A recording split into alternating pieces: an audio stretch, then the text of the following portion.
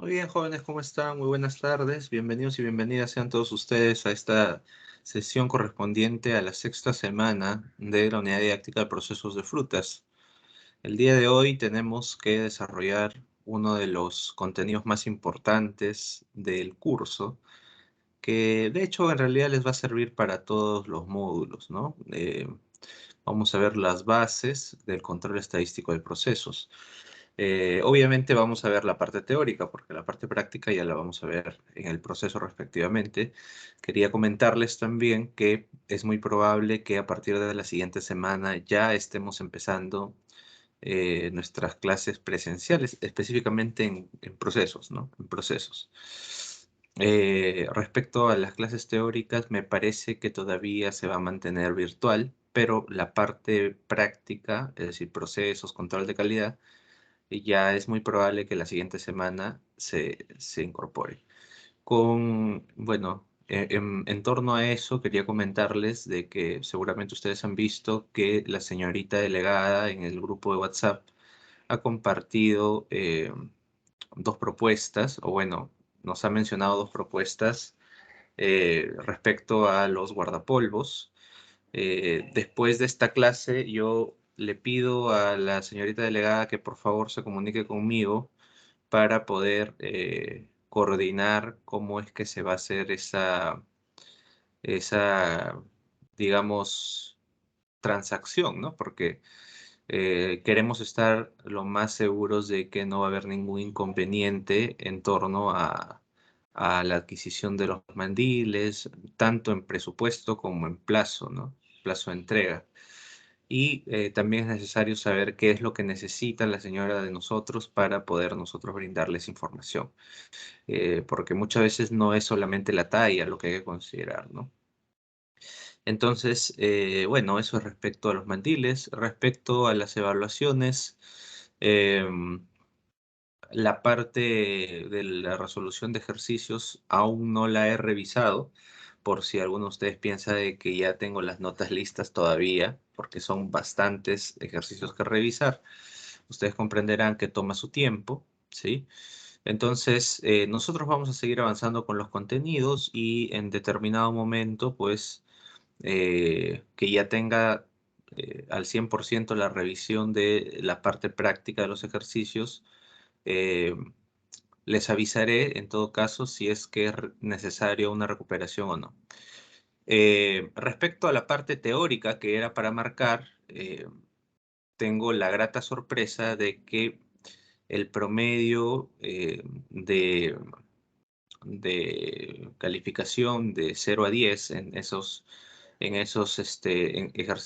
preguntas que son para marcar, hemos obtenido en promedio del salón a un 7. Eso quiere decir que la gran mayoría, si es que solamente hubiéramos tomado la parte teórica, hubiera aprobado. Sin embargo, hay, debo decirlo, unos 4 o 5 casos que realmente me preocupan, que han obtenido notas incluso solamente hablando de la parte teórica, ¿no? Notas de 1 punto de 10, ¿no? Entonces, estos estudiantes definitivamente van a tener que esforzarse muchísimo, muchísimo por las siguientes unidades, porque con esas notas es prácticamente, bueno, prácticamente no, pero es muy difícil, ¿no? Que pueda sacarse un promedio ponderado aprobatorio después de todo el ciclo, ¿no? Es bien complicado. Y si la cosa sigue como la he visto, va a haber en procesos un buen grupo de aprobados. Y si eso pasa, no hay examen de recuperación. Y los que están mal, pues definitivamente van a tener que simplemente esforzarse para la siguiente unidad. Entonces, esto es algo que quería conversar con ustedes porque es la forma en que nosotros hemos establecido en las reglas de juego que se iba a tomar esto, ¿no? Respecto a eh, innovación tecnológica, sabemos que ahí efectivamente pues se ha solicitado un examen de recuperación para el cual me imagino ustedes que como ya sabían que se iba a tomar, ya deberían haber estudiado hasta este punto, ¿no? Por lo cual el día de mañana nosotros tenemos dos espacios de clase, ¿no? Tenemos primero, si no me equivoco, de 1 a 2:30, luego ustedes tienen clase y luego después tenemos de 4 a 5:30, si no me equivoco. Entonces, la evaluación de recuperación se va a dar en el segundo turno, a partir de las 4, el día de mañana, ¿ok? Entonces, nos conectamos a la clase de manera normal a la 1, como siempre, y a las 4 de la tarde se les estará enviando el enlace de su evaluación de recuperación de innovación tecnológica. ¿Ok? Para no cruzarnos con los contenidos que se deben ver cada semana, ¿no? Yo calculo que las notas de procesos debería ya tenerlas. Sí, calculo que debería ser el día jueves, supongo, ¿no? Pero aquí quiero hacer una precisión, ¿ok? Jóvenes, miren, a lo largo de las sesiones que hemos estado teniendo, yo les he dicho incansablemente, casi en todas las sesiones, que por favor las comunicaciones se deben manejar a través de la delegada. Para algo hay delegada. ¿Sí? Se debe trabajar a través de la delegada o a través de los grupos de WhatsApp. Sin embargo, insisten muchos jóvenes en escribirme de manera particular, ¿no? En escribirme para cuestiones generales, ¿no? Que se pueden resolver en los grupos, ¿no? Eh, sí, tenemos una intervención de Rosángela. Rosángela, te escuchamos. Profesor, le iba a hacer una consulta sobre el tema de los guardapolvos. Sí. Yo creo que se nombraría un tesorero o alguien que, al cabo de la plata que se le va a poder mandar a la señora costurera, que ya he dicho el precio ya del guardapolvos. Ya, sería importante, sí, que tengan ustedes no solamente tesorero, ¿no? O tesorero o tesorera, sino una junta directiva, pero para eso sí hay que tener muchísimo cuidado porque ha pasado ya en otras promociones que se asigna a alguien que lamentablemente pues no está muy estable en cuanto a su decisión de estudiar la carrera y como es primer ciclo, se retira, ¿no? En segundo ciclo y desaparece con el dinero, ¿no? Entonces nosotros no queremos eso, por eso es que te pido, Rosángela, que después de esta clase me llames o te llamo si gustas para coordinar cuál va a ser la mejor estrategia en ese caso, ¿ya? Porque no podemos estar, digamos, dejando en la incertidumbre esa situación, ¿no? En la incertidumbre. Entonces, eso lo conversamos después de la sesión y ya tú te encargas de comunicar a tus compañeros, por favor, ¿sí? Entonces, Ya, profesor. perfecto. Entonces, lo que estaba mencionando es que, si bien es cierto, se ha escogido una delegada, que es la señorita Rosángela Dueñas, por si no lo recuerdan, muchos de ustedes, las comunicaciones tienen que ser a través de ella. Se supone que ustedes están en comunicación constante todos los días entre sí.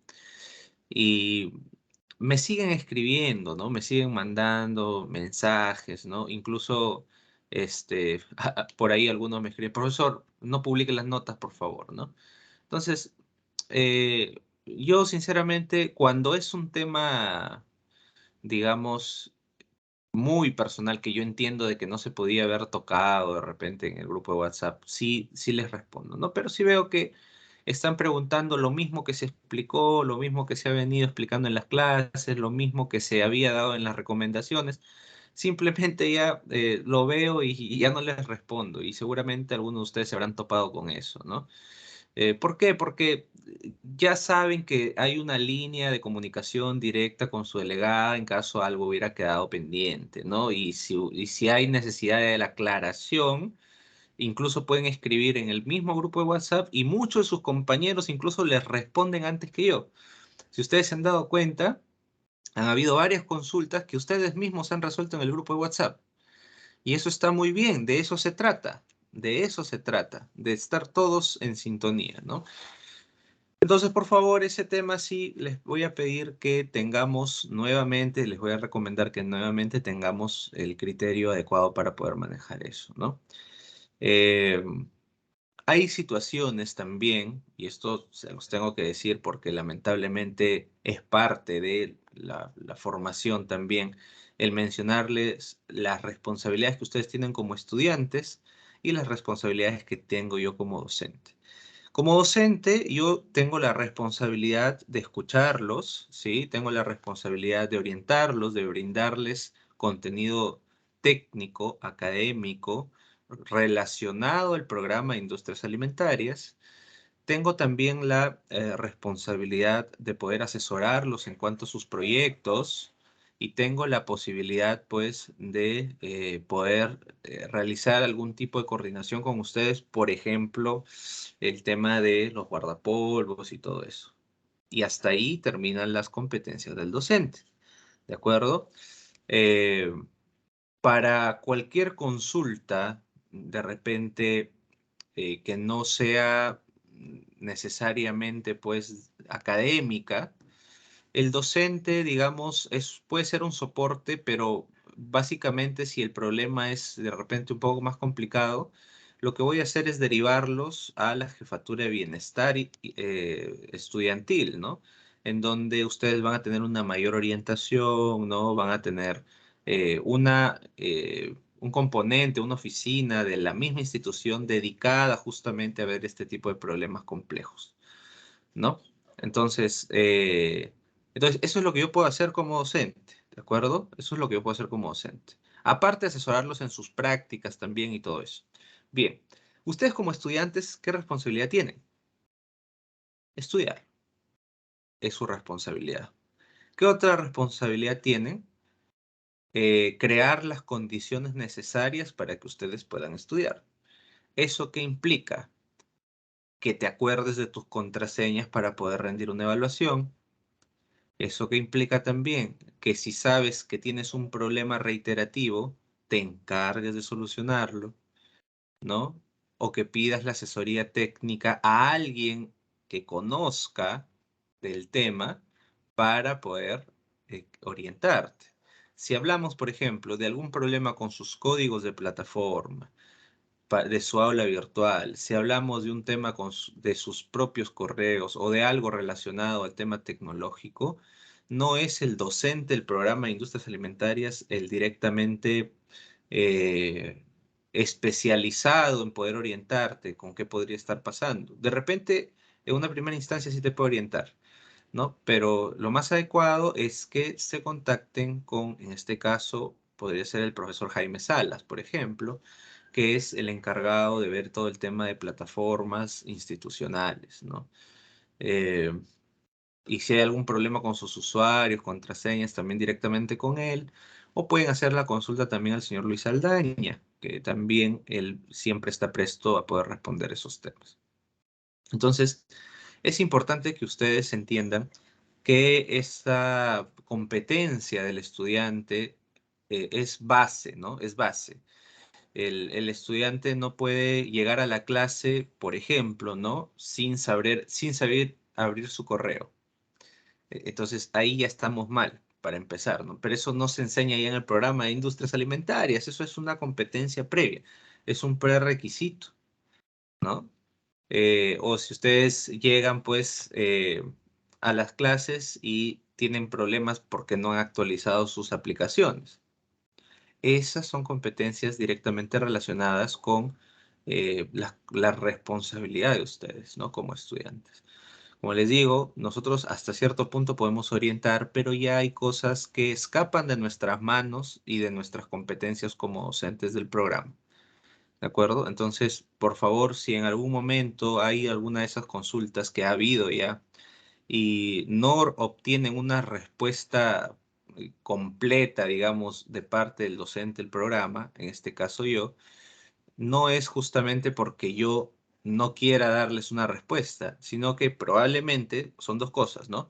O yo no conozco la respuesta y es la persona encargada la que debe darles la orientación, o simplemente esa respuesta está fuera de mis competencias, que también se puede dar. ¿no? Entonces, igual, en los dos casos, lo más adecuado es que ustedes consulten a la persona especializada. Dicho esto, yo sé que nos estamos adaptando y está muy bien. De aquí, ustedes van a tener un gran reto porque van a tener que trabajar en un entorno mixto, un entorno híbrido, es decir, clases virtuales y clases presenciales. Va a ser muy interesante, ¿sí? Va a ser muy interesante, pero estoy seguro de que lo van a poder hacer muy bien. ¿De acuerdo? Bueno, ya les había hablado un poco de las evaluaciones también. No olvidar que mañana es su recuperación de innovación. Si el día jueves yo ya terminé de calificar, pero ustedes saben de alguna manera que están bajos o que han salido bajos en la resolución de los ejercicios, estudien, porque si hubiera una recuperación, sería este mismo viernes. ¿Ok? Si hubiera la recuperación, sería este mismo viernes. Ustedes no se van a esperar hasta el jueves a que yo les diga si va a haber recuperación o no va a haber recuperación. Ustedes estudien, porque esa es su responsabilidad fundamental. ¿Ok? Entonces, cerrando un poco este tema de las recomendaciones generales que podemos dar siempre en el aula de clase porque es importante, ¿no? Hay una situación también que quería conversar con ustedes y es respecto a que se va a necesitar el apoyo de varios de ustedes, ¿sí? Inicialmente, de preferencia varones, porque hay que movilizar algunos equipos que son pesados, ¿sí? Y luego de las señoritas para que nos ayuden con un tema de acondicionamiento, de saneamiento, de eh, digamos, rotulado, porque se va a hacer unas modificaciones en la planta, sobre todo en la señalización, ¿no? Para poder cumplir con los protocolos que nosotros requerimos. Sin embargo, como hay equipos en planta ahorita que no están operando, esos equipos tenemos que reubicarlos y solamente dejar lo indispensable para poder realizar nuestros procesos. ¿De acuerdo? Entonces, para eso se va a solicitar oportunamente, ¿sí? Su participación y ayuda. ¿Esto qué quiere decir? Quiere decir también que muy probablemente el lunes o de repente este mismo viernes, si es que las condiciones se dan, aunque no creo este viernes, ¿ah? Pero de repente el día lunes les pida o los invite a que puedan asistir a la institución para poder comenzar con el acondicionamiento que necesitamos. Cuando digo comenzar con el acondicionamiento es básicamente reubicación y señalización, ¿no? Porque eh, las condiciones básicas de servicios, por ejemplo, de limpieza, eso ya está, ¿no? Pero sí en la reubicación definitivamente se requiere el apoyo de ustedes, ¿no? Hay equipos que se tiene que movilizar entre 5, 6 o 7 personas, ¿no? Porque son equipos bien pesados y es oportuno de que ustedes mismos sean los llamados, ¿no? A poder apoyarnos en ese aspecto, ¿no? Entonces, bien, son recomendaciones generales que les puedo dar, pero en realidad digamos, los lineamientos ya definidos se van a tener en el transcurso de estos días, ¿no? No tengo todavía, eh, digamos, un documento que acredite lo que les estoy diciendo y solamente les estoy transmitiendo lo que se ha conversado en una reunión. Y en esta reunión, pues, se ha definido que debemos hacer este acondicionamiento, ¿no? Entonces, jóvenes, bueno, hay que hacer varias cosas, ¿no? Lo bueno es que estamos avanzando con la parte teórica y el día de hoy justamente vamos a ver sobre el control estadístico de procesos. Antes de empezar, quisiera por favor, si alguno de ustedes tuviera alguna pregunta, en este momento sería oportuno respecto a las coordinaciones que se han realizado, que puedan transmitirlas.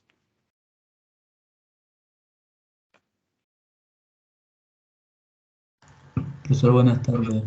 Sí, buenas tardes. Quiero hacer una consulta sobre la recuperación que va a hacer el día de mañana sobre innovación. Sí, adelante. La lista que lo subió al grupo de los alumnos que van a adquirir la recuperación, solamente van a dar ellos los que están en la lista nada más, ¿cierto? No, la O, recuperación es libre. Si es que los que están aprobados incluso quisieran dar la recuperación, pueden darla, pero las ah, condiciones son diferentes. O sea, si es que en el primer examen están desaprobados, vale la nota que saquen en la recuperación. Pero si es que están aprobados en el primer examen, pero de repente con 14, 13, eh, lo más adecuado sería que rindan su examen y vale la nota más alta, ¿no? Si es que están aprobados. Entonces, bueno, es un poco lo que se va a ver, pero es libre, o sea, la lista que se ha presentado es la que me permite a mí justificar que la mayoría ha pedido la recuperación, pero el día de la evaluación todos van a tener acceso al enlace. ¿Sí? Y todos los que consideren que se pueda mejorar su calificación pueden dar tranquilamente su recuperación. ¿De acuerdo? ya, profesor, gracias. Perfecto. ¿Alguna otra consulta, por favor? Profesor, buenas tardes. Buenas tardes. Em, Le quería decir que a qué hora sería la recuperación, porque creo que el viernes pasado empezamos el examen a la temprano, nada más mandó y quería ver esta vez si a qué hora vamos a dar la hora de recuperación, profesor. O vamos a dar en clase. Le Eh, quería preguntar. ok, gracias por su pregunta. Lo voy a volver a decir porque lo he dicho ya, ¿no? De repente no escuchó. El día de mañana a las 4 de la tarde se les va a enviar el enlace de recuperación, ¿sí? Supuestamente a esa hora tenemos 2 horas de clase.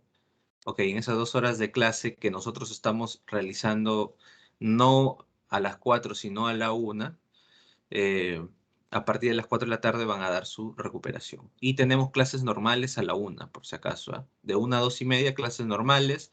Luego ustedes tienen otra clase, no recuerdo qué curso es. Y luego a las 4 de la tarde se les envía el enlace para que den su recuperación. ¿Ok? Ya, Ok. profesor, entonces gracias. ¿Alguna otra pregunta, por favor?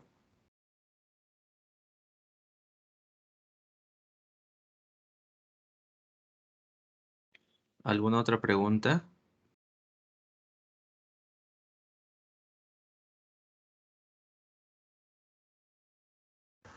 Ya no, profesor.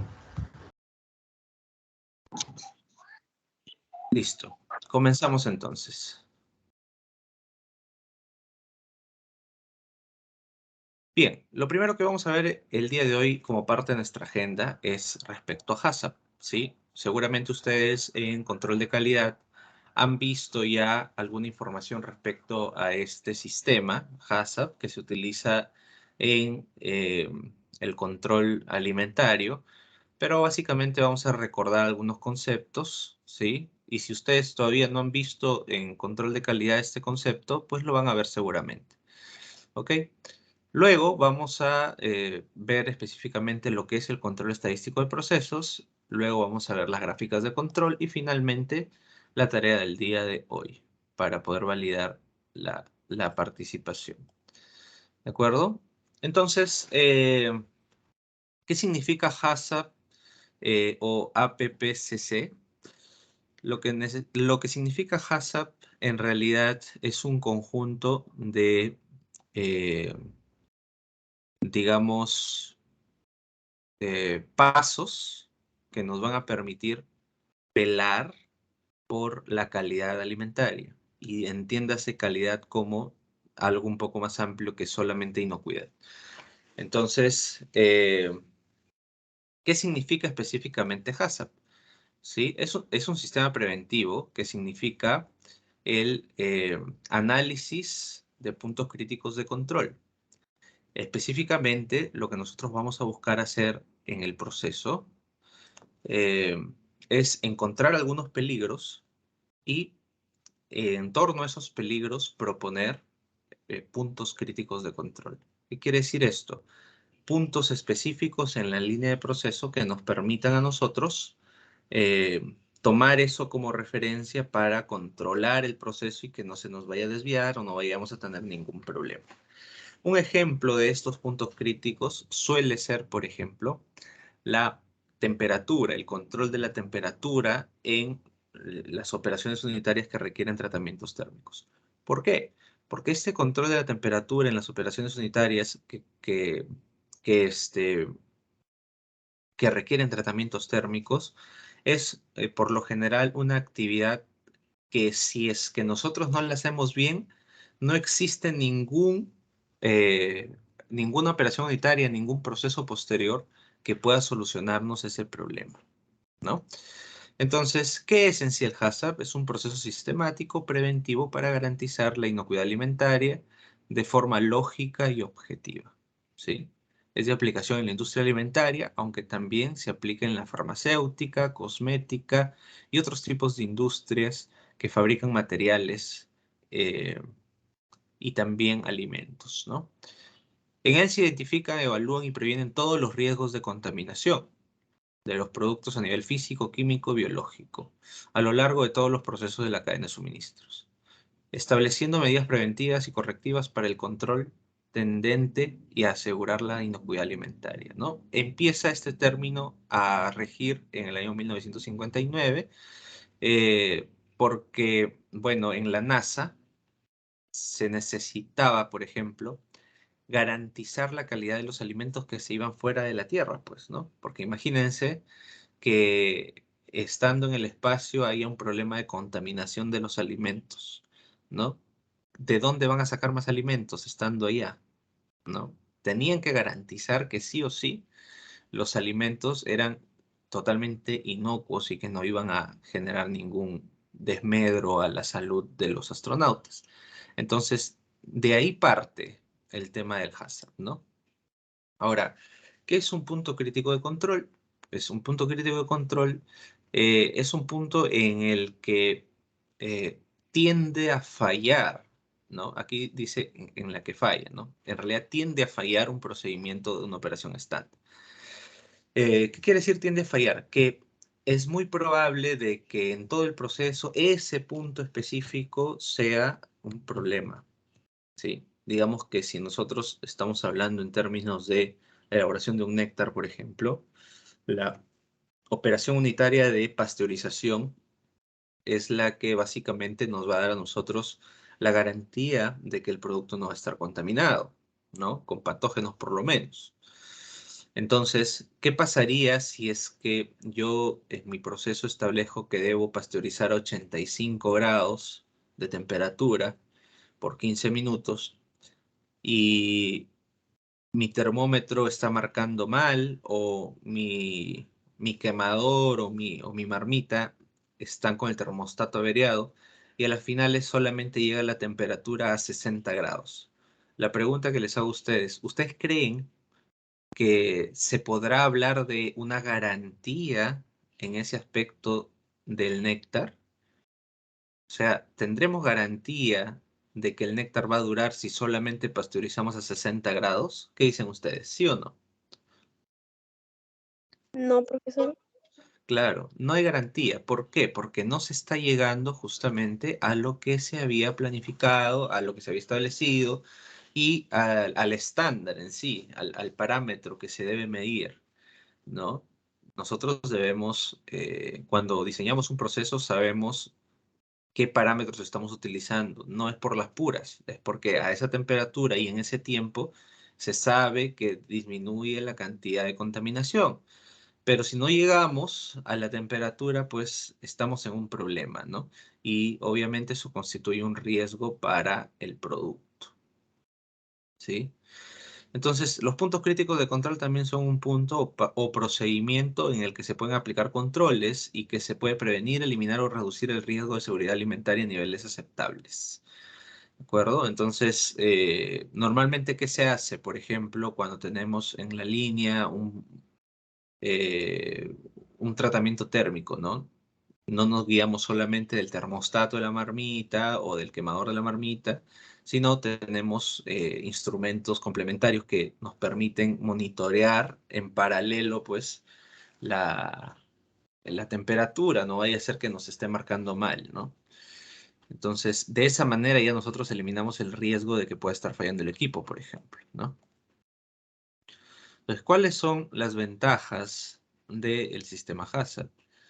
Nos ayuda a focalizar y orientar los recursos hacia los puntos críticos, monitoriza la mejora continua para avanzar en el logro de objetivos hacia la excelencia y la calidad total, que, bueno, es uno de los objetivos fundamentales de una empresa alimentaria. Disminuye los costos de inspección de productos y fallas, claro, porque siempre va a ser más barato prevenir que remediar, ¿no?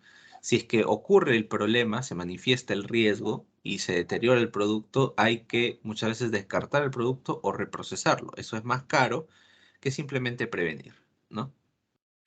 Es flexible y adaptable a nuevos requerimientos, permite ganar mercados y generar nuevos negocios y es compatible con otros sistemas de calidad. De hecho, normalmente lo que se tiene como base para poder generar un HACCP es primero tener unas buenas POEs, unas buenas BPM, tenemos luego el HACCP y luego se implanta un sistema integrado de gestión o un sistema de gestión de la calidad.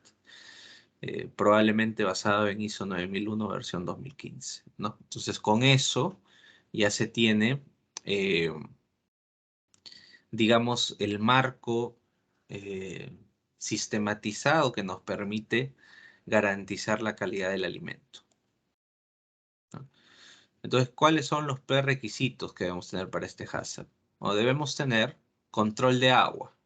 El agua tiene que estar totalmente controlada para poder garantizar que tenemos un buen HACCP. ¿Por qué? Porque, por ejemplo, yo les cuento lo que ocurría en la institución hasta hace algunos años, ¿no? Es una institución que básicamente contaba con agua de un pozo tubular que se, que se hizo dentro de la institución para poder abastecer de agua todo el sistema. Pero el agua de pozo suele ser muy dura, ¿no? Entonces, no era un agua apta para el proceso. Y nosotros teníamos que estar procesando, comprando bidones de agua mineral para poder procesar las bebidas, ¿no? Ahora ya tenemos un ablandador y también tenemos agua potable. Así que esto ya no es un problema, por ejemplo, para obtener un HACCP. El control de químicos también es importante. La formación e higiene del personal. Esto está muy relacionado a las buenas prácticas de manufactura, como les mencioné. El control de plagas también es importante. Control de proveedores. La trazabilidad. ¿Sí les han explicado lo que es la trazabilidad en control de calidad? O les explico rápidamente, por favor avísenme.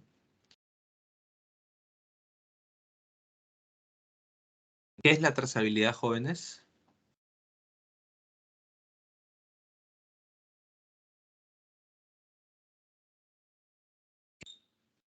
Ok. A ver, más o menos para que ustedes puedan relacionar, ¿no? Cuando nosotros vamos a atendernos al seguro o al médico, en el centro de atención, en donde estemos, lo que nos van a sacar para poder saber sobre nosotros es nuestra historia clínica, que básicamente tiene toda la información sobre las enfermedades que hemos tenido a lo largo de nuestra vida, ¿no? Entonces, la trazabilidad es algo así, pero para el alimento, ¿no? La trazabilidad nos indica de dónde ha provenido todo lo que se ha usado para poder elaborar este alimento. Si estamos hablando de un néctar, de dónde provino la fruta, ¿no? De dónde provinieron los insumos, quiénes fueron los proveedores, quiénes fueron los productores que abastecían a esos proveedores, ¿no? En dónde se cultivó, toda esa información y todos los pasos que ha seguido ese alimento dentro de nuestra fábrica, mucho más todavía. Entonces, toda esa información que es como una vista hacia el pasado del alimento, toda esa información nosotros la conocemos en la industria alimentaria como trazabilidad. Seguramente ustedes han visto que los productos que a nosotros nos venden tienen fechas de vencimiento y tienen números de lote, ¿no? Esos números de lote y fechas de vencimiento son justamente los criterios que se necesitan para poder entrar a un sistema de la misma fábrica, de la misma empresa, y visualizar todo lo que ha ocurrido desde las materias primas hasta el producto terminado con ese producto, ¿no?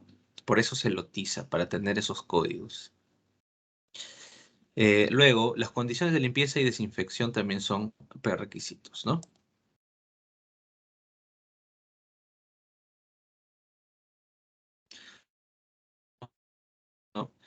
Eh, tenemos en primer lugar, pues, la formación, ¿no?, del personal, ¿no? Las identificaciones de estos riesgos del producto a nivel, digamos, interno, ¿no?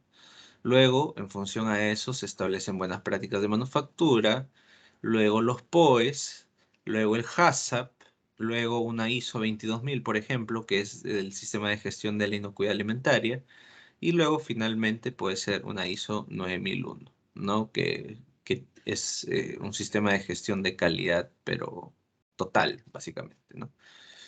Entonces, ¿cuáles son los 7 principios del HACCP? Son los siguientes. Realizar un análisis de peligros e identificar medidas preventivas. Primer principio.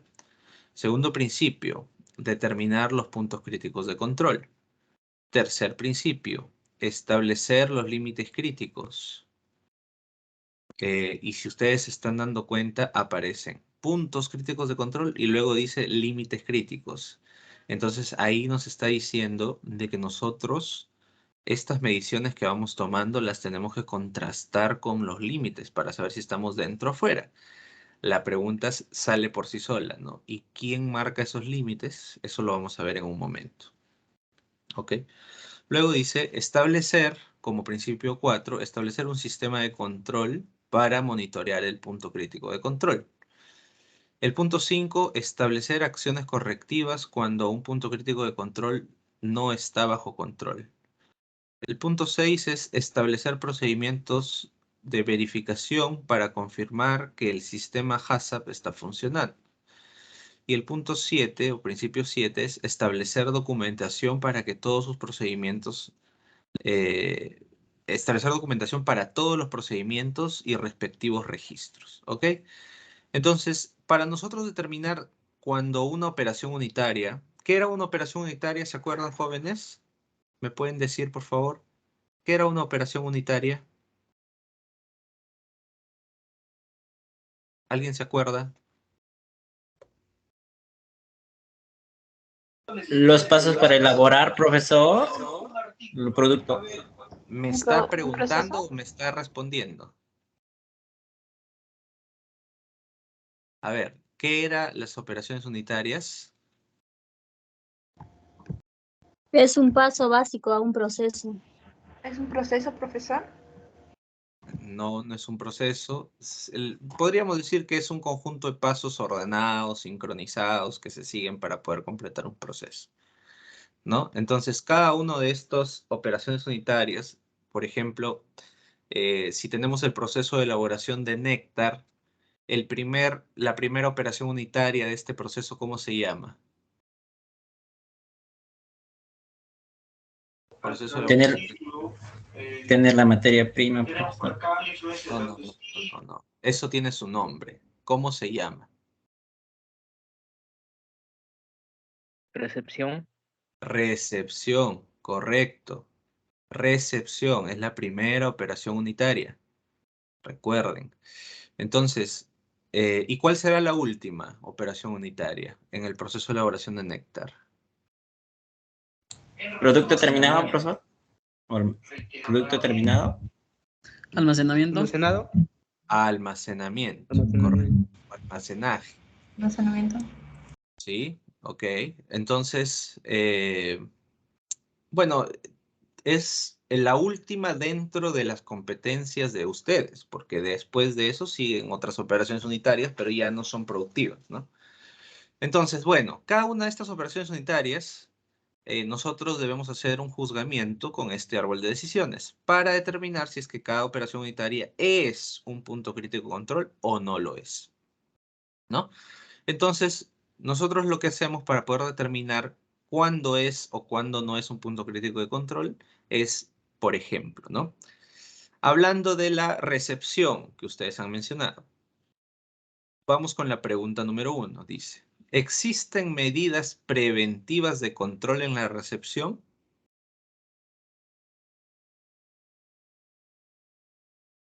¿Medidas preventivas de control en la recepción? ¿Sí existe? Sí. ¿Cuáles son?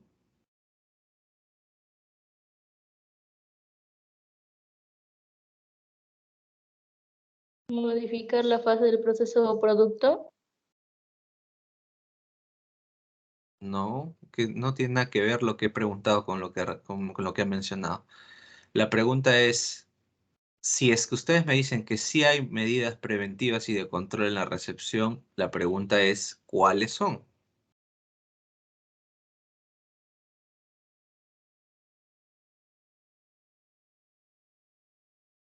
Ujú. Pues nosotros podemos decir sí, ¿no? Pero ya, hay que saber cuáles son esas medidas preventivas, ¿no? Si la respuesta fuera sí, tendríamos que pasar a la segunda pregunta, ¿no? La segunda pregunta nos dice, ¿ha sido específicamente concebida esta recepción para eliminar o reducir a un nivel aceptable la probabilidad de que se produzca un riesgo? Respuesta, sí o no en la recepción.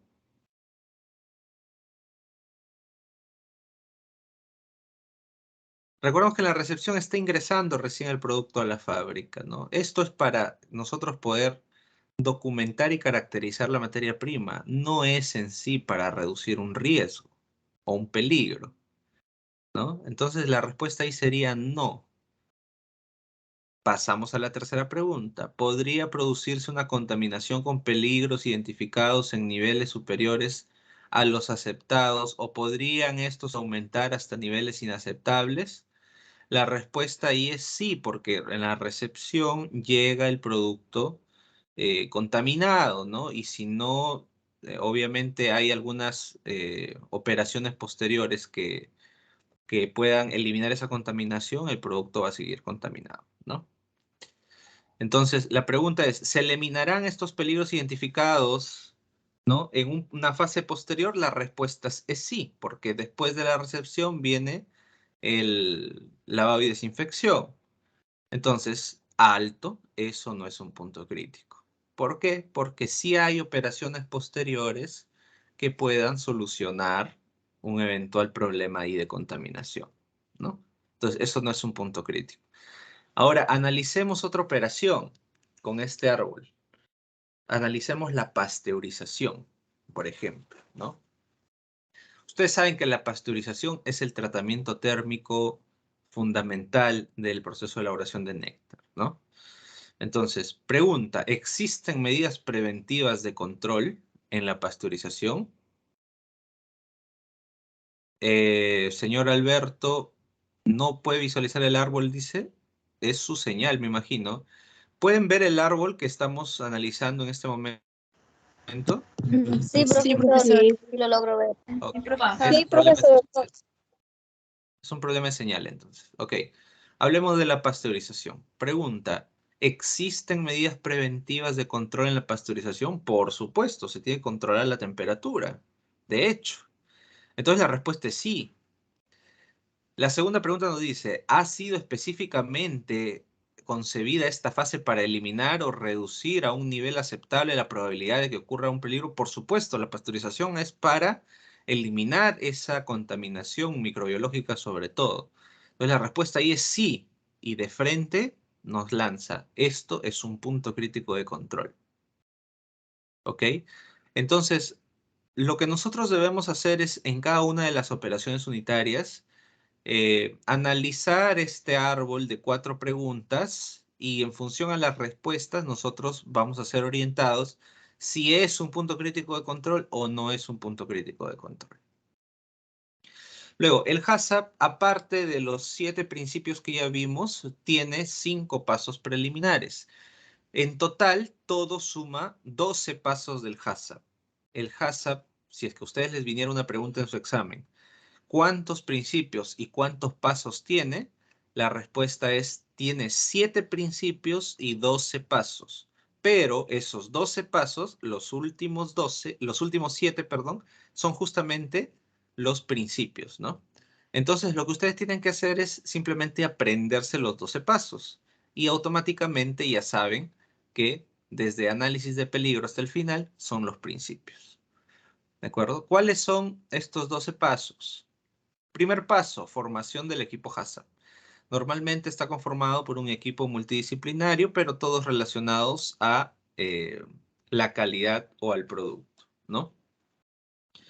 Luego está la descripción del producto específicamente, el uso previsto del producto, porque recordemos de que no solamente se, digamos, controla el producto para consumo, sino también se evalúan los usos, ¿no?, que se le va a dar a este producto. Luego está la elaboración del diagrama de flujo, que es muy importante. Ya nosotros hemos visto lo que es un diagrama de flujo. Luego se verifica in situ el diagrama de flujo para corroborar si es que efectivamente ese es el flujo que se sigue, o si no, pues hay que modificar. Y luego se analizan los peligros en ese diagrama de flujo. Luego se determinan los puntos críticos de control. Se establecen los límites críticos, que justamente vamos a ver eso el día de hoy. Luego establecemos un sistema de monitoreo para esos puntos críticos. Luego establecemos acciones para posibles desviaciones, es decir, si es que se sale de los límites, ¿qué hacemos?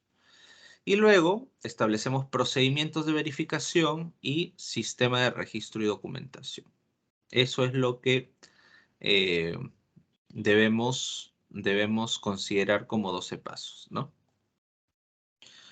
Aquí tenemos un ejemplo de un plan HACCP, ¿no? En términos estructurales, por ejemplo, aquel punto crítico número 3 que está referido a empacar los tallos cortados en bolsas de plástico de 12 onzas y codificar. Esto corresponde a la información de la operación unitaria, ¿no? ¿Cuál es el riesgo? Tenemos un riesgo de contaminación microbiológica y la posibilidad de crecimiento de listeria, ¿no? Los límites críticos para cada riesgo identificado, dice temperatura del producto a 40 Fahrenheit o menos, ¿no? Y observar los POEs en este caso, ¿no? Y dice el código de la producción y fecha de caducidad deben estar presentes en cada paquete. ¿Qué monitoreo? Monitoreo medir la temperatura de tallos de apio y aplicaciones del código de producción y la fecha de caducidad de cada paquete. ¿Cómo? Con un termómetro calibrado y mediante inspección visual. Frecuencia, cada 15 minutos y en el otro caso, continua. Responsable, operador de empaque y en el otro caso, operador de empaque y empacadores. Acciones correctivas. Para la línea de la temperatura, si está fuera de los límites críticos, debe pararse la línea si es que la temperatura está fuera de los límites críticos y se debe corregir el problema de temperatura. Y en el caso de la posibilidad de crecimiento de listeria, también parar y corregir. Registros. Hay un formato de registro diario en cada uno de los casos. Y la verificación se hace comparar los récords contra lo establecido en el plan HACCP y auditar cada 2 semanas, ¿no? Eso es básicamente lo que se hace en un plan HACCP, es decir, se determina el punto crítico, el riesgo, se establecen los límites y cómo se va a responder ante ellos. ¿Sí? Básicamente, el plan HACCP es un plan de respuesta a los riesgos alimentarios, ¿no? Ahora, para entrar un poco en contexto con el tema de control estadístico de procesos. La pregunta que yo les hago es la siguiente. ¿Los resultados de los procesos en las empresas siempre son iguales? ¿Qué dicen ustedes? No, Es decir, No, profesor. No puede ser. no es lo mismo. ¿Por qué? ¿En base a qué me dicen eso? Porque cada empresa tiene su forma de trabajo. No, claro. Estoy hablando de la misma empresa. Me refiero, por ejemplo, a ver, un momento. ¿Sí? Lo que yo les estoy preguntando es lo siguiente, ¿no? Si, por ejemplo, nosotros el día de hoy adquirimos un néctar, ¿no? De alguna empresa conocida, ¿no? Vamos a decir, el néctar del Instituto Virú, que se elaboró el día viernes pasado, ¿no? Adquirimos el día de hoy ese néctar, lo tomamos, y pasado mañana compramos otro que ha sido elaborado el día domingo. La pregunta es, ¿esos dos productos que han sido elaborados por la misma empresa, en la misma línea de procesos, con los mismos insumos en teoría, con las mismas materias primas en teoría, son iguales? No, ¿Por porque qué? se han elaborado en distintos días. Se han elaborado en distintos días, pero ¿cuál es la diferencia entre estos productos?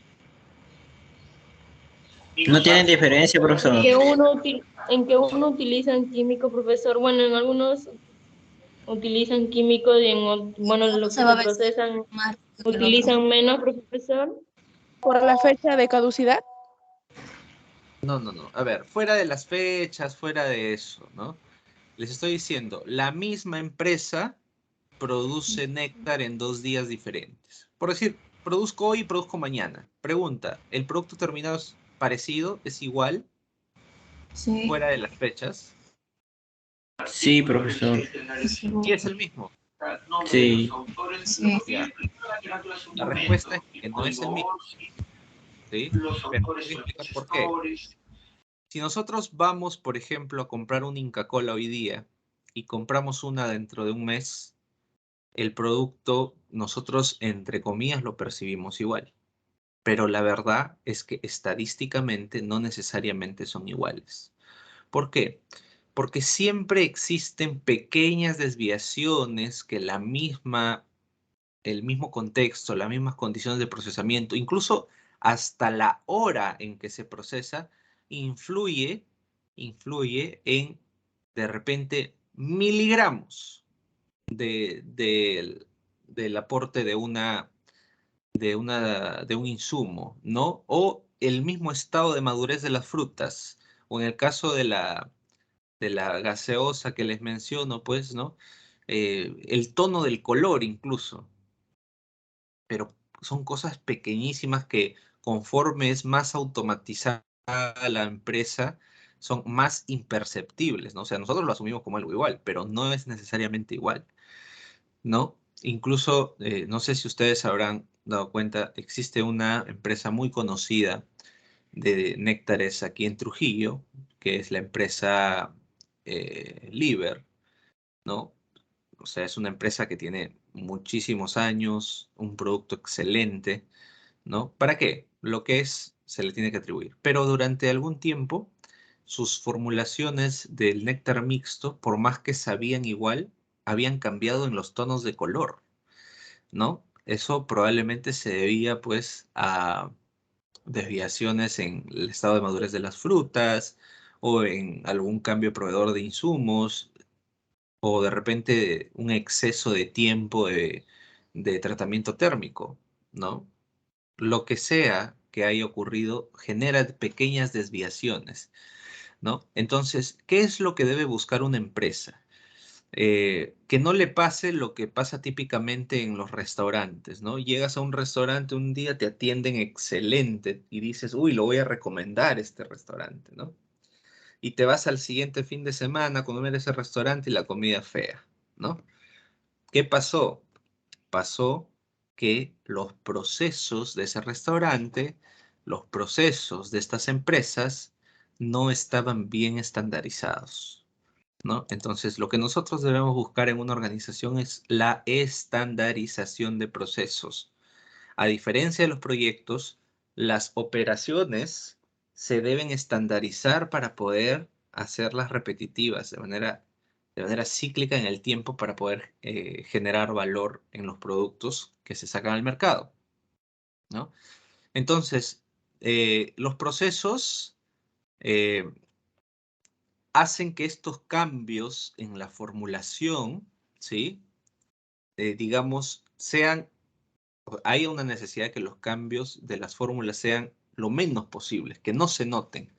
Para eso se establece una especie de trampa aquí que se llama estandarización, en donde todo lo tenemos sistematizado, ¿no? Digamos que si hablamos en términos de la elaboración de un néctar, nuevamente, que es el proceso que hemos visto,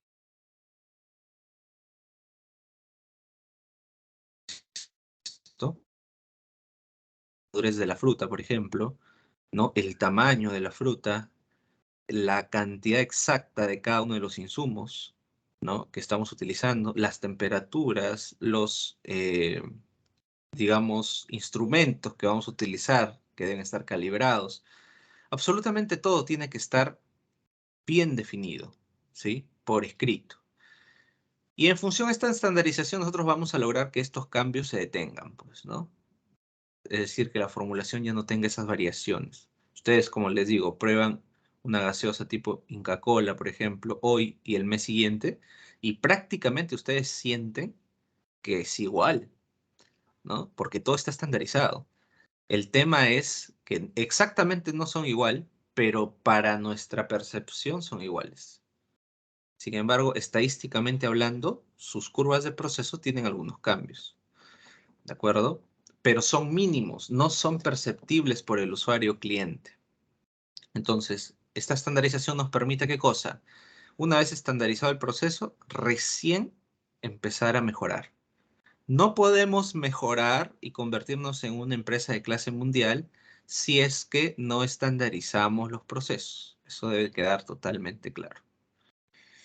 Entonces, ¿por qué hay variación en los resultados del proceso? ¿Por qué hay variación en los resultados del proceso? Se debe a las condiciones propiamente dichas del mismo proceso en el mismo lugar, en el mismo contexto, en el mismo espacio temporal. No todas las condiciones son exactamente iguales, pero sí son muy parecidas muchas veces, ¿no? Entonces, si nosotros observamos estas imágenes, nos vamos a dar cuenta de que podemos tener, por ejemplo, en el caso de apilar estas cajas de producto, cajas en donde el producto está más a la izquierda, más a la derecha, más al centro. Sin embargo, cuando se hace la inspección en control de calidad, todas estas cajas pasan el control. ¿Qué pasó? Pasó que, si bien es cierto, había algunas desviaciones en el comportamiento de estos productos, probablemente esas desviaciones no eran perceptibles para el usuario. O sea, no tenía mucho sentido que una caja esté más a la izquierda o más a la derecha, probablemente en este criterio, para el usuario. El usuario no le importaba tal vez eso. Entonces, todos pasan el filtro. ¿Cómo se ve una curva de control? Una curva de control se ve como ustedes están viendo en la pantalla, ¿no? Tenemos un número de mediciones en el eje X, ¿no? Número de mediciones que nosotros vamos tomando, que es, podría decirse, mediciones que vamos tomando en el tiempo, ¿no? Y en el eje vertical, o en el eje Y, tenemos el número de defectos, por ejemplo, o cualquier criterio que nosotros queramos tomar, ¿sí? Existen en el proceso algunas nomenclaturas importantes que ustedes deben tener conocimiento.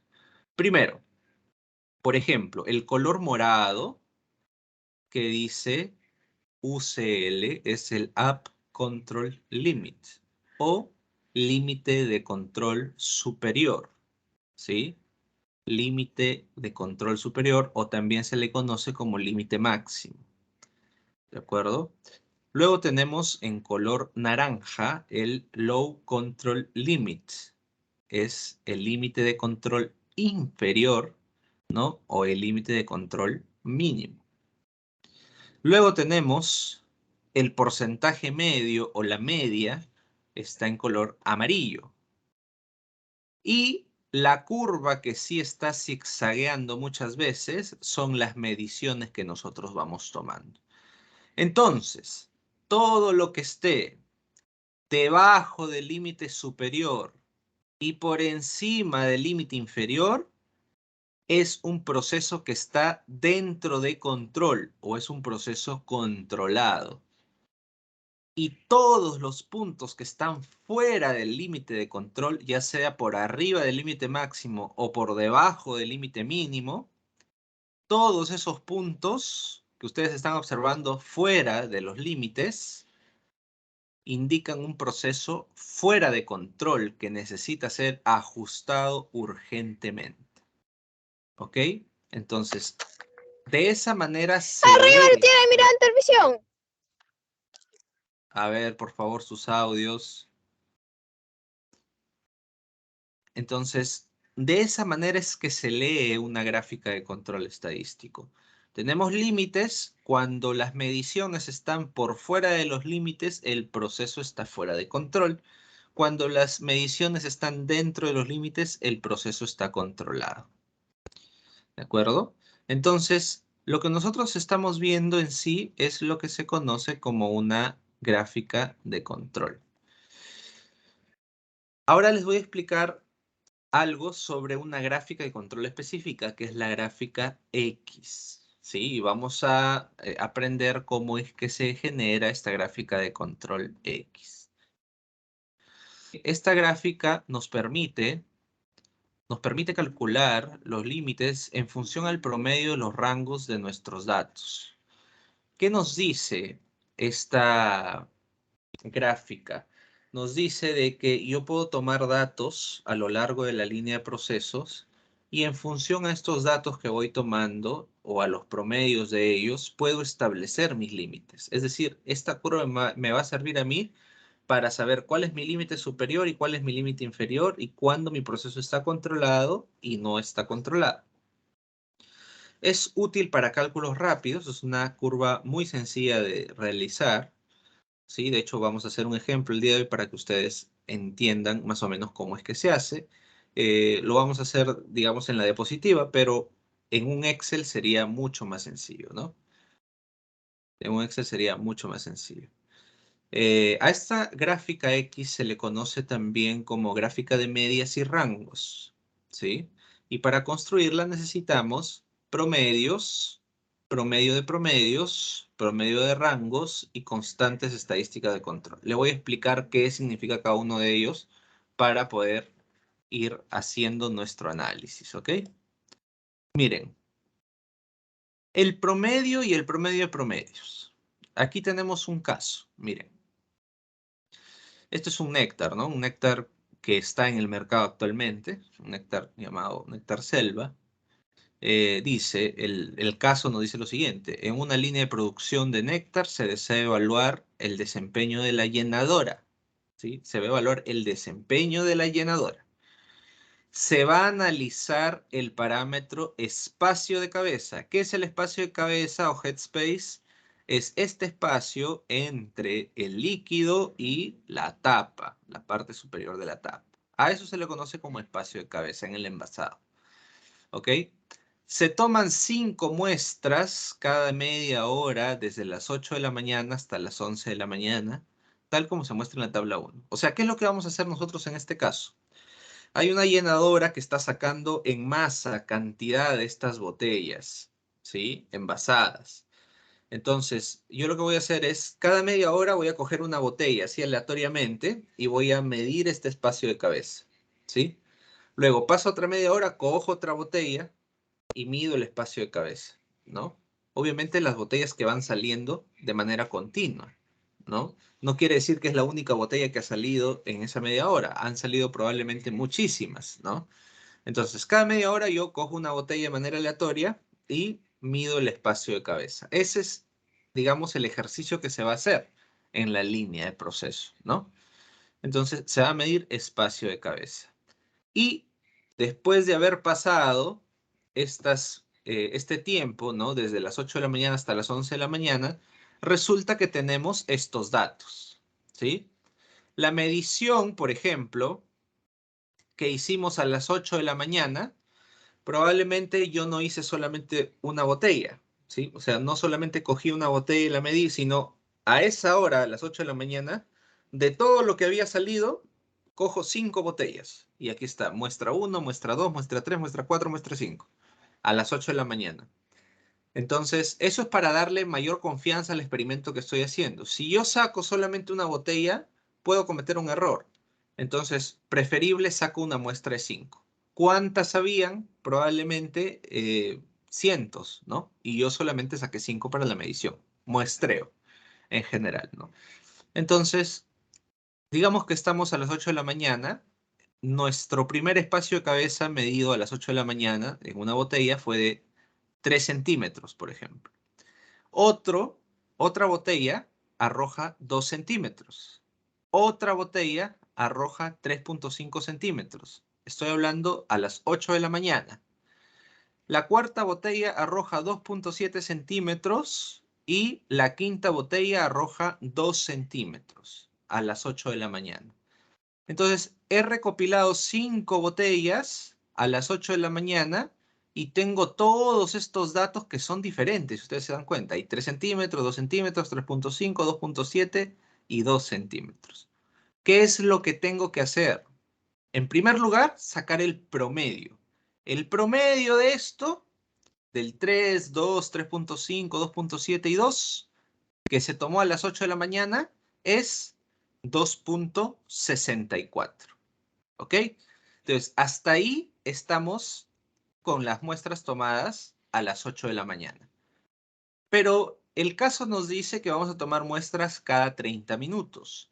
Entonces, a las 8:30 de la mañana yo repito el muestreo. De todo lo que ha salido a esa hora, tomo 5 botellas más y vuelvo a hacer las mediciones del espacio de cabeza. Entonces, a las 8:30, la muestra 1 me aparece con 3 centímetros, la muestra 2 con 2.7 centímetros, la muestra 3 con 3.1 centímetros, la muestra 4 con 2.8 centímetros, la muestra 5 con 2.9 centímetros. Sacando el promedio de todas las muestras a las 8:30, es 2.90 el promedio. ¿Ok? Repetimos lo mismo para las 9 de la mañana. Entonces, pasa media hora, son las 9 de la mañana, saco mis 5 botellas y obtengo estos resultados. 3.1, 3.5, 2.9, 3, 3.1. Promedio, 3.12. Repito lo mismo para las 9:30, para las 10, para las 10:30 y para las 11 de la mañana. Y a todo le saco su promedio, ¿no? En promedio de las 8 de la mañana, promedio de las 8:30, promedio de las 9 de la mañana, promedio de las 9:30, de las 10, de las 10:30, de las 11. Tenemos aquí los promedios, ¿sí? Esos promedios son X, ¿ok? Y luego está el promedio de promedios, o que básicamente es el promedio de los promedios que ya saqué, ¿no? Entonces, de todos estos promedios que yo ya saqué, saco un promedio entre ellos. Es decir, el promedio entre 2.64, 2.90, 3.12, 2.50, 3.12, 3.10, 2.96.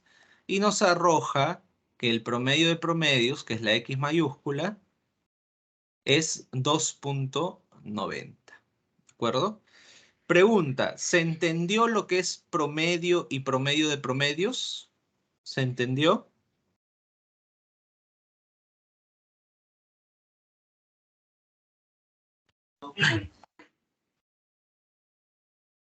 Jóvenes, ¿se entendió lo que es promedio y promedio de promedios? Sí, profesor, yo lo entendí. Ok, perfecto. Ok, perfecto. Se entendió entonces, ¿no? Muy bien. Entonces, ya sabemos cómo sacamos los promedios, y ya sabemos cómo sacamos los promedios de promedios. Entonces, ya tenemos más o menos el 30% del análisis realizado ya. Luego tenemos que sacar otro dato, que es el promedio de los rangos. ¿Qué es un rango? ¿Sí? De aquí vamos a volver a la tablita, pero dice, determinamos el rango de una medición restando los valores mayores y menores de cada grupo de muestras tomadas a una determinada hora. En pocas palabras, este es el mismo gráfico, solamente le he añadido una columna más. ¿Ok? ¿Qué es lo que estoy midiendo aquí en los rangos? El rango de las 8 de la mañana, por ejemplo, es el mayor valor, que es 3.5, de la muestra 3, ¿no? Menos el menor valor, que es 2. 3.5 menos 2 es 1.5. Ese es el rango. Es decir, el valor mayor menos el valor menor. ¿De acuerdo? Lo mismo para las 8:30. El mayor valor, 3.1. El menor valor, 2.7. Rango, 0.4. A las 9, mayor valor, 3.5. Menor valor, 2.9. Rango, 0.6. A las 9:30, muestra 3, mayor valor, 3. Muestra 1, menor valor, 2. Rango, 1. ¿De acuerdo? Así para todas las horas. Es decir, para todos los grupos de muestras en una determinada hora. Entonces tengo los rangos y lo que tengo que sacar es el promedio de rangos. ¿Sí? Todos los rangos que hemos sacado, 1.5, 0.4, 0.6, 1, 0.7, 1.2, 0.8, a todo eso le sacamos un promedio de rangos y nos sale 0.89. Y con eso ya tenemos otro 30% de nuestro análisis realizado. ¿De acuerdo? Ahora, ¿qué tenemos que hacer con eso? ¿Sí? Tenemos que calcular los límites de control. Los límites de control tienen una formulita. ¿Sí? Nos dice X, que es el promedio de promedios, acuérdense, más A2, ya les voy a explicar de dónde sale este A2, por el promedio de rangos. Y para el límite inferior es el promedio de promedios, ¿sí? Menos A2 por el promedio de rangos. Si ustedes recuerdan en esta tablita, ya tenemos X mayúscula, que es el promedio de promedio, 290. Y ya tenemos el promedio de rangos, que es 0.89, ¿no? Solamente quedaría de incógnita en las fórmulas qué es A2. Entonces, para saber qué es A2, hay una tablita. Aquí está esta tablita. Constantes para gráficos de control. ¿De acuerdo? Entonces, aquí ustedes van a encontrar valores de A, A2, A3, C, 1 sobre C4, etcétera, etcétera, ¿sí? Que es para diferentes tipos de gráficas de control. Para la que nosotros estamos usando A2, ¿ok? La pregunta es, A2 tiene un montón de valores. ¿Cuál uso? ¿Ok? Ustedes se fijan a la izquierda, hay una N chiquita, ¿sí? ¿Qué nos dice esta N chiquita? Nos dice, esto es el número de muestras que has tomado por cada hora. En este caso, a las 8 de la mañana, ¿cuántas muestras he tomado? ¿Cuántas muestras he tomado a las 8 de la mañana? 5. 5. 5, correcto. 5. Entonces, mi N es 5. 5 es mi N. ¿De acuerdo? Entonces cruzo 5 con A2 y me da de valor 0.577. ¿Ok? 0.577. Entonces vuelvo a la fórmula y ya sé que tengo el valor de promedio de promedios, tengo el 0.577 que está en la tabla y tengo el valor de promedio de rangos. Calculamos los límites. Uy, acá se han quinceado. A ver. Aquí hay un... no, sí está bien. Ya, está. A ver, el promedio de promedios en la tabla para nosotros era 2.90, ¿cierto? Está aquí, 2.90. Más el valor de A2, 0.577. Aquí está, 0.577. Por el valor del promedio de rangos, que es 0.89. Esto nos da, suman, restan, multiplican, dividen y les sale límite superior 3.41. Solamente le cambian el signo en medio, ¿sí? Y van a obtener el límite inferior, 2.90 menos 0.577 por 0.89. obtienen el valor del límite inferior 2.39. Entonces, estos son nuestros límites. Ya está definidos los límites. ¿Sí? Si tuviéramos que completar nuestra tabla en Excel para que nos salga la gráfica, tendríamos que hasta los rangos es lo mismo que hemos hecho anteriormente. No hemos cambiado nada. Lo único que estamos añadiendo aquí es poniendo el valor de X, ¿no? Promedio, que es 2.9, lo que nos salió. Lo hemos puesto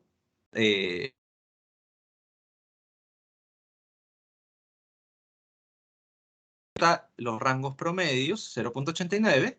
Luego está el límite superior que ya calculamos, que es 3.41. Y el límite inferior que ya calculamos, que es 2.39.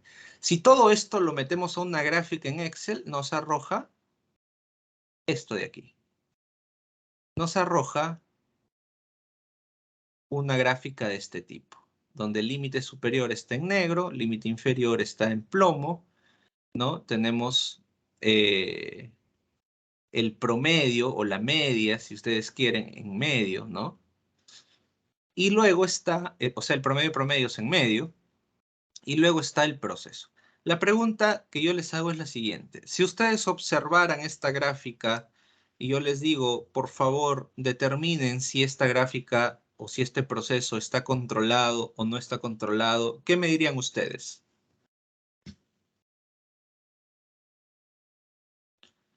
¿Este proceso está controlado o no está controlado? Está controlado. ¿Está controlado o no está controlado? ¿Qué dicen?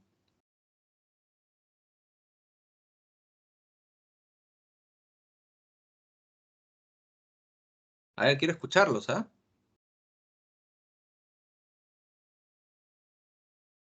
Correcto, es lo que nos... Sí, la respuesta nos la están compartiendo por el chat. Nos dice, está controlado porque el proceso está dentro de los límites. Correcto.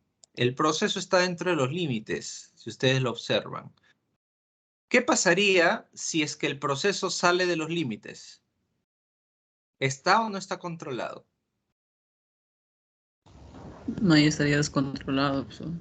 Ya estaría descontrolado, correcto. Muy bien. Y eso es todo lo que se hace en un análisis estadístico, de control estadístico de procesos. Ahora, ¿qué seguiría? Lo que seguiría es, podría decirse lo más importante, la interpretación de este gráfico, ¿no? ¿Qué nos está indicando?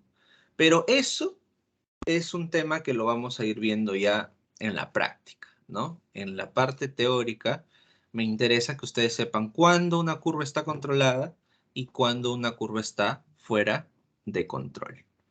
¿De acuerdo? ¿Alguna pregunta, por favor, hasta aquí?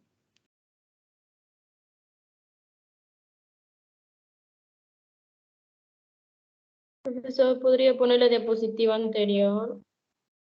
¿Está? La anterior. ¿Esta de los cálculos de los límites? Sí, profesor. Ya, ¿qué necesita esta diapositiva?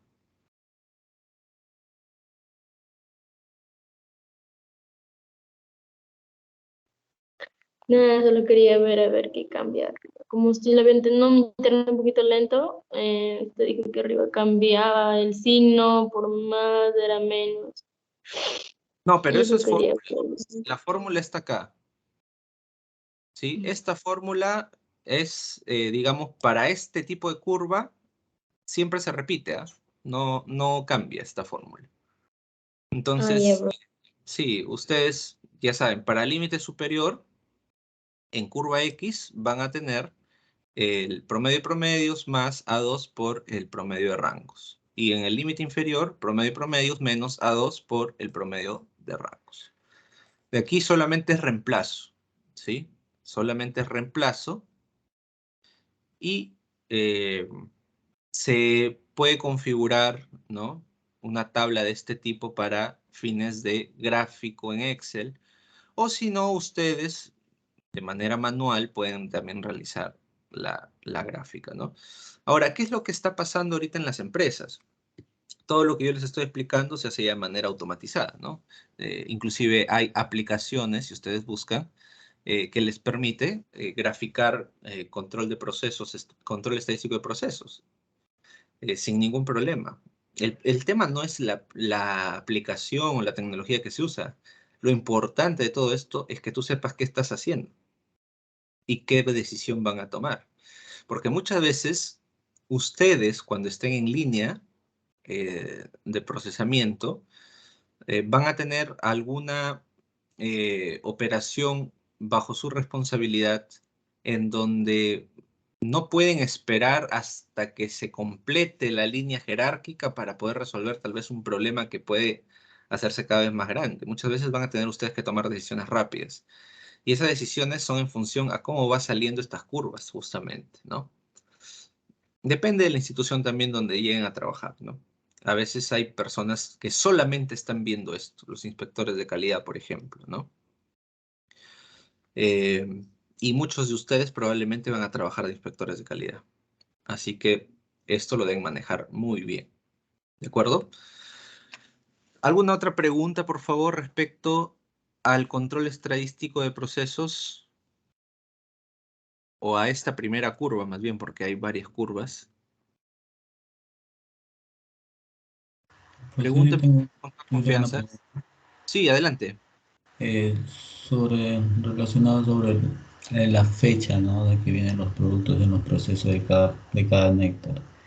No sé si usted se ha dado cuenta que cuando llega el día exacto de la fecha, ese producto, a mí me ha pasado tener una experiencia que lo compré sin percatar que la fecha ya se había vencido el producto, Ujú. pero solía saber a la fecha que estaba todavía, o sea, que no estaba malogrado, nada de eso, pero había pasado solo 5 días, una semana, pero el producto todavía no se había malogrado, todavía permanecía con sabor Ah, bueno y claro. no se malograba. Sí, les explico un poco sobre eso, ¿no? En alimentos y en la industria farmacéutica se manejan estos términos de fecha de vencimiento. ¿Qué quiere decir fecha de vencimiento? No quiere decir que el producto se malogró. Quiere decir que hasta esa fecha ese producto puede tener un valor comercial, ¿de acuerdo? Puede que ese producto incluso dure 6 meses más, pero ¿No ya la tanto? empresa, ya la empresa no garantiza que se van a mantener sus propiedades estables, ¿no? En esos próximos 6 meses. Pues no quiere decir que te va a hacer mal, ¿no? Claro, No, no. Más no te puede ser. entonces hay que tener en cuenta eso. Una cosa es la vida, digamos, la fecha de vencimiento, ¿no? Que está relacionado a la vida útil o vida comercial del producto. Y otra cosa es, bueno, el tiempo de deterioro, ¿no? De este producto que básicamente puede darse mucho después, pero no necesariamente. O sea, probablemente nosotros hemos adquirido este producto, si lo hemos adquirido en una fecha de vencimiento ya, lo hemos adquirido y si el producto está bien es porque las condiciones probablemente del lugar en donde se ha adquirido ese producto no necesariamente afectan, ¿no? al alimento. Pero hay que tener en consideración lo siguiente, no vivimos en un lugar estable a nivel de geografía, a nivel de condiciones climáticas, ¿no? Entonces, de repente en la costa puede estar bien el producto y en la sierra, ¿no? A una presión diferente, ya este producto empieza a deteriorarse o a generar sedimentos o a ponerse más turbio, ¿no? No quiere decir que te va a hacer daño, pero la calidad que está muy relacionada a las expectativas que nosotros tenemos sobre los productos, sí definitivamente va a haber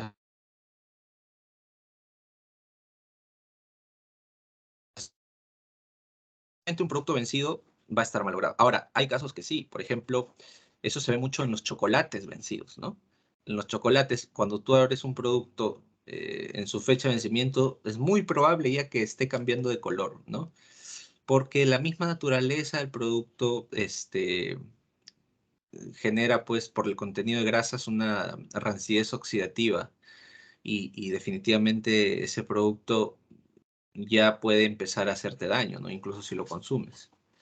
Entonces, todo eso hay, ¿no? En realidad, la industria alimentaria es todo un mundo que ustedes van a ir descubriendo poco a poco, pero hay muchos términos que nosotros utilizamos que no necesariamente implican que el producto se malogró, ¿no? Sino que es el tiempo de vida comercial que tiene ese producto. Ahora, si es que yo tengo un producto con una fecha de vencimiento de acá en 6 meses y lo almaceno mal, eh, ese producto no me va a durar un mes.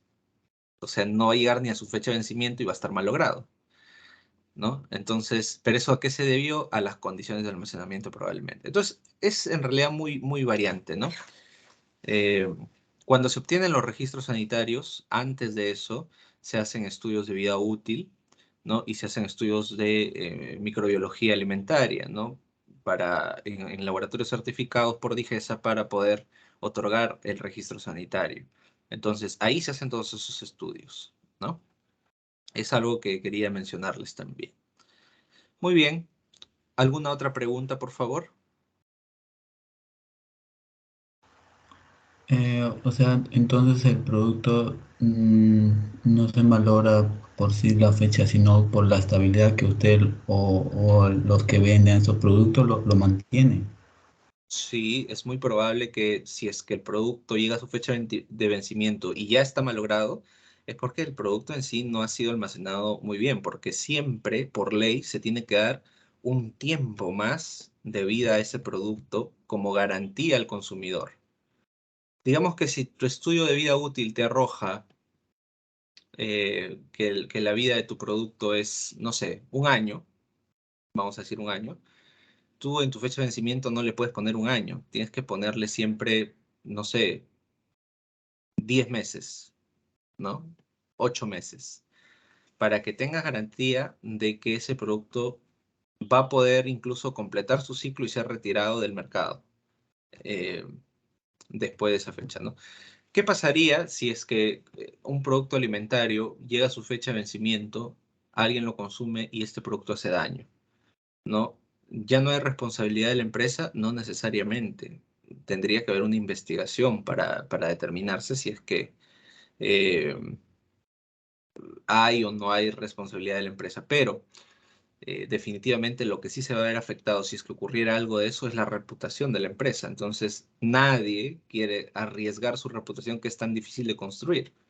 Por eso es que las empresas, por norma también, eh, dan un tiempo de gracia, ¿no? Para garantía del consumidor. No, ya. Pero ahí en esas posibilidades debe haber una baja de economía bastante para los que lo adquieren de esa empresa, ¿no? O sea, si es que el producto ya está vencido, ellos no lo pueden vender con ese producto vencido porque la gente no te compraría, ¿cierto? Un Claro, es producto que que, está vencido. claro, por eso es que normalmente las empresas trabajan con operadores, distribuidores, ¿no?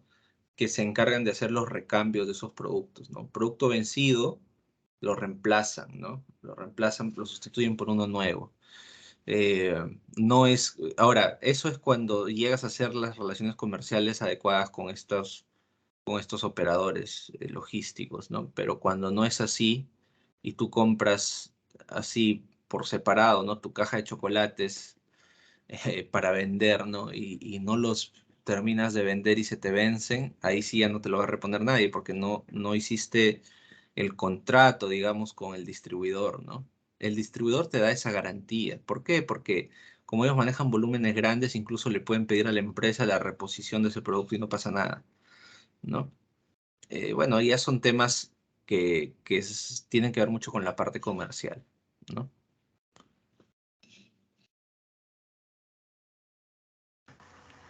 Ya, profesor.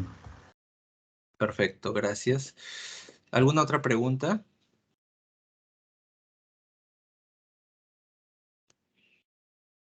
Bien, si no hay preguntas, pasemos a la parte práctica de esta sesión. ¿Ok? Lo que estoy dejando aquí es un caso para que ustedes elaboren una gráfica X. ¿Ok? De manera individual. Individual. Y deben realizarlo el día de hoy. ¿Sí? La tarea dice lo siguiente. Durante el envasado en el proceso de elaboración de mermelada, se nota una inusual variación en los pesos netos del producto terminado. ¿Sí? Es decir, probablemente hay un problema con las balanzas, ¿no? O con el llenador del contenido del producto, ¿no? Dice, y se desea evaluar el motivo. Entonces, para ello se toman 3 muestras de producto cada 15 minutos durante 90 minutos, obteniéndose los siguientes resultados en la tabla 2, que lo vamos a ver. Bueno, en la siguiente tabla, ¿no? Determinar si el proceso requiere algún ajuste o está controlado y a qué se puede deber. ¿Ok? Y los datos son estos, ¿no? Ahí están las horas de medición y está las 3 muestras que se ha tomado en cada hora. Lo que ustedes tienen que hacer es con estos datos, obviamente primero sacar el promedio de cada hora, luego el promedio de promedios, luego los rangos, el promedio de rangos, luego sacar los límites y hacer su gráfica. La gráfica puede ser en Excel, puede ser en Word o puede ser a mano también, ¿de acuerdo? Pero sea lo que sea, lo suben por favor a la plataforma, ¿sí? Al aula virtual. Ahí está el enlace para que suban su tarea. Este trabajo es de manera individual y se debe presentar a más tardar hasta el día de hoy a las 6:30 de la tarde, ¿sí? 6:30 de la tarde. ¿Preguntas? ¿No podría ser hasta las 7 por uno? Ya, hasta Profesor, las ahora 7. tenemos Entonces, más clases. ¿hoy día Profesor, tienen más clases? ¿Con quién? Sí, acá tenemos con... ¿Con quién tienen hoy día? Con el profesor Martín Arteaga hasta las 7:15 con él. Ya, pero por eso está, ya, con Martín, ¿a qué hora tienen clase? De 5:45 hasta las 7:15, si es que no me equivoco, profesor. Ya, a las Sí, 5:40. Pero desde ahorita hasta las 5:45, ¿qué tienen que hacer? Porque este trabajo, si tienen la guía, con las diapositivas que les he dado, lo pueden hacer en 1 hora. ahorita acá tenemos control de calidad y de ahí... De calidad ahorita. No van a Sí, tener de ahí tenemos ya magnificación y organización. Hoy no van a tener control de calidad. Me he contactado con el ingeniero Marlon y me dice que lo van a trabajar el viernes, que ya les indicó eso. No, ¿Ya? Así no, que, sí. Mentirosos, Así que como le mienten al profesor. no nos ha dicho nada. Sí, profesor, ya. nos comentó que para el viernes nos va el Ok, profesor Marlon. vamos a hacer algo entonces muy importante, ¿ya? Hasta las 11:59 de la noche. Hoy. Ya. Individual. Profesor. ¿Listo? Entonces, la referencia está ahí en las diapositivas. Ustedes simplemente guíense de Ponga la eso. tablita. ¿Disculpe? Por favor, ponga la tablita, la de... Está en la diapositiva, señorita. Las diapositivas las tienen ustedes ya. Ay, ya, profesor. Las diapositivas las tienen ustedes. Simplemente las descargan y se guían de todo el proceso que hemos visto el día de hoy. ¿Ok? Muy bien, jóvenes. Entonces, manos a la obra. Aprovechen este tiempo. Yo creo que lo van a hacer al toque. En media hora lo terminan. Está prácticamente igual el ejercicio a lo que les he explicado el día de hoy. Si es que se ha prestado atención, no debería haber ningún inconveniente. Igual está paso por paso en las diapositivas. ¿Ok? Muy bien. ¿Alguna pregunta más, Profesor, por favor? Sí, disculpe una adelante. consulta. ¿Va a subir la grabación al aula virtual o todavía? No, todavía no. Hoy día no. Hoy sí no se va a poder subir la grabación en este momento. Porque acá yo tengo ¿Ya? Profe, lo que yo tengo dudas fue en la diapositiva más anterior, en una no la entendí muy bien. ¿En cuál? ¿Puede repetir, por favor? Solamente eso nada más, después lo resto lo he entendido bien. ¿En cuál? ¿En cuál? En eso de antes de llegar a la fórmula. Antes de llegar a la fórmula. Sí, profe. A ver, la fórmula está acá. Sí, un poquito más antes. Aquí. El otro, eso sí normal, está bien, todo bien. Otro retroceda, profe. No, más atrás.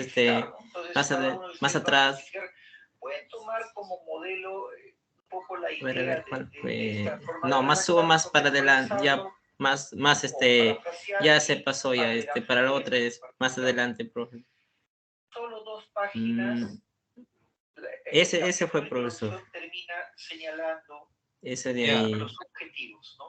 Aquí lo único que les estaba mencionando es apagar su audio, por favor, para... Sí, profesor. Ya. Finalmente, esta investigación presenta los siguientes objetivos, entre ellos el más importante. Ya. Ok, entonces lo que quedaba por explicar en esta parte era que se están tomando 5 muestras a cada hora, ¿no? Entonces, a las 8 de la mañana yo saco 5 botellas, ¿no? De néctar y mido el espacio de cabeza, ¿no? En uno vamos a tener como resultado 3 centímetros, en otro 2 centímetros, en otro 3.5, en otro 2.7 y en otro 2, ¿sí? Entonces, el promedio de ello es 2.64. Lo mismo hacemos para las 8:30, ¿no? Llega a las 8:30, saco 5 botellas más y mido, ¿no? 3 centímetros, 2.7, 3.1, 2.8, 2.9, promedio 2.90. Para las 9 de la mañana, perdón, nuevamente se hace el mismo procedimiento, 3.1, 3.5, 2.9, 3, 3.1 como mediciones de espacio de cabeza. Y el promedio de ello es 3.12, ¿ok? Hacemos lo mismo en las siguientes horas hasta las 11 y ya tenemos los promedios, ¿sí? Ahora lo que tenemos que hacer es simplemente sacar el promedio de estos promedios, que es 2.90. Y eso es todo. No sé si ahora sí se entendió mejor. Sí, profesor, gracias. Listo, perfecto. Profesor, ¿me puede explicar un poquito sobre la gráfica, profesor? No entendí bien, se me fue el internet. ¿Esto? Sí, profesor, no sé, o sea, cómo se ubican los valores, no lo entendí bien. Ah, ya, los valores. A ver, la línea que dice proceso, que es amarilla también, que es la que se está moviendo así como picos, ¿ya? Esos son los valores que ustedes van a tener que ubicar del proceso, justamente. ¿Cuáles son estos valores?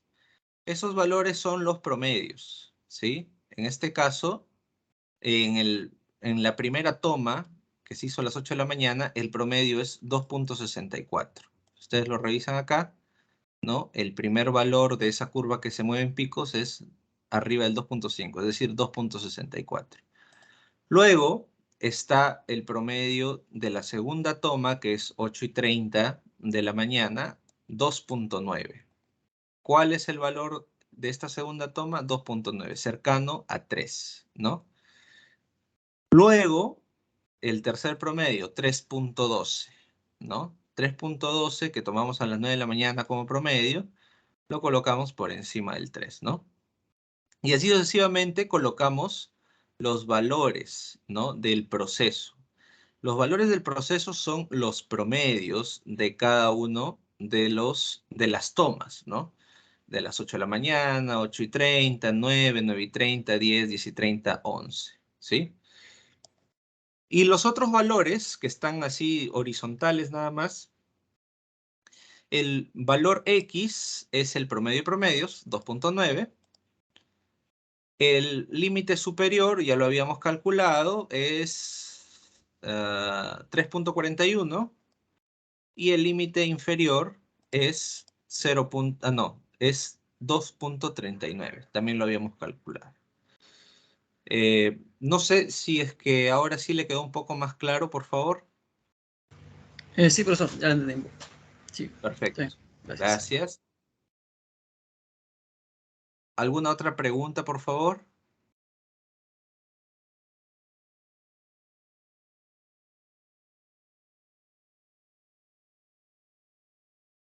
Muy bien. No hay preguntas entonces. Listo. Manos a la obra entonces, jóvenes. Tienen este ejercicio para desarrollar hasta hoy a las 11:59, por favor, ¿sí? De preferencia háganlo lo más pronto posible para que tengan después tiempo de repasar los que van a dar examen el día de mañana de recuperación. No se olviden que el día de mañana es recuperación de innovación. ¿Ok? Listo. Quedamos así, jóvenes. Manos a la obra y Dios mediante nos vemos el día de mañana. Cuídense bastante, que tengan buena tarde. Vayan a avanzar con su trabajo. Hasta luego. Gracias, pues. No, profesor, gracias. Puede ser.